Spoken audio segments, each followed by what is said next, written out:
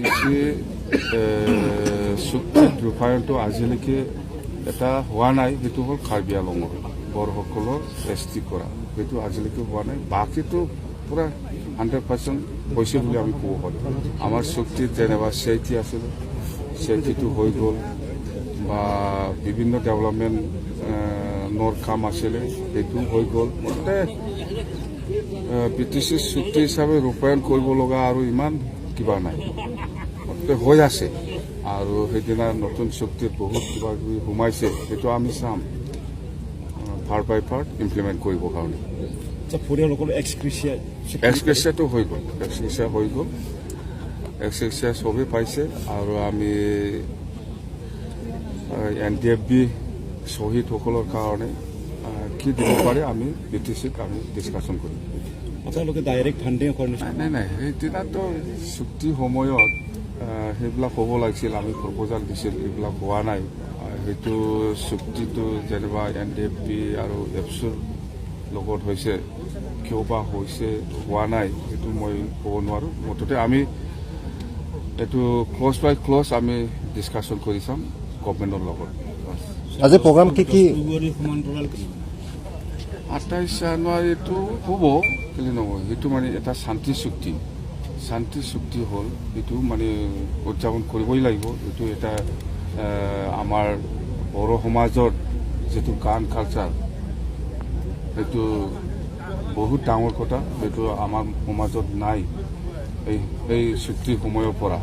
এইটো এটা ডাঙৰ এটা মানে পালন কৰা হ'ব।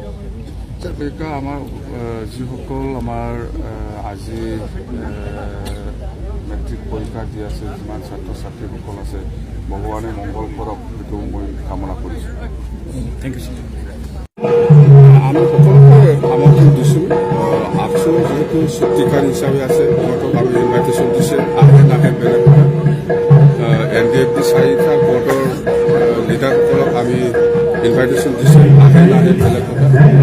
ইতিমধ্যে আমি ধীৰেন্দ্ৰ আৰু প্ৰিয়ংকা দেখিবলৈ পাইছোঁ, আহি পাইছে। আৰু এজনটো হ'ল মিনিষ্টৰ বসুমতাৰী, চুক্তিত স্বাক্ষৰকাৰী, তিনিজন আমি ইতিমধ্যে দেখিবলৈ পাইছোঁ।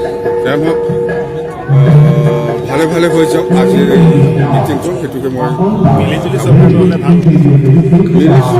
মানে আমাৰ বিজেপি আৰু এলায়েন্সত আছে অলৰেডি, আৰু এই হিচাপতে যাব ইলেকশ্যন। স্যার 12-13 তারিখে নতুন কিবা পলিটিক্যাল পার্টি এনেকা আমি শুনা মতে কয় 12 তাৰিখত তামোলপুৰত 4টা বৰ্ডৰ এয়াৰপৰ্ট হৈ পেলাই কিবা এটা আলোচনা আছে যে পলিটিকেল পাৰ্টি বনাই না নবনাই, সেইটো মই গম নাপাওঁ। সিহঁতৰ মাজত একটা গড় হোৱাৰ কাৰণে সেইটো আলোচনা মই জনাত কেনেকৈ একগোট হ'ব পাৰে 4টা গড়ে, ইয়াৰ ওপৰতহে আলোচনা বুলি মই গম পাইছোঁ। এক্স আলফা যে চাৰেণ্ডাৰ আলফা আজি পইচা দিয়া কথা আছে। চাৰেণ্ডাৰ আলফা নহয়, তাৰমানে BTC অঞ্চলত শ্বহীদ বা আলফা শ্বহীদ, ইহঁতক আমি 1 লাখ কৰি দিম। আৰু সেই নাৰায়ণপুৰীত যিটো ঘটনা হৈছে বাক্সা নাৰায়ণপুৰীত, ইহঁতৰ ফেমিলিকো আমি 1 লাখ কৰি আমি দিম। কিমান আহি পাইছে আপোনাৰ?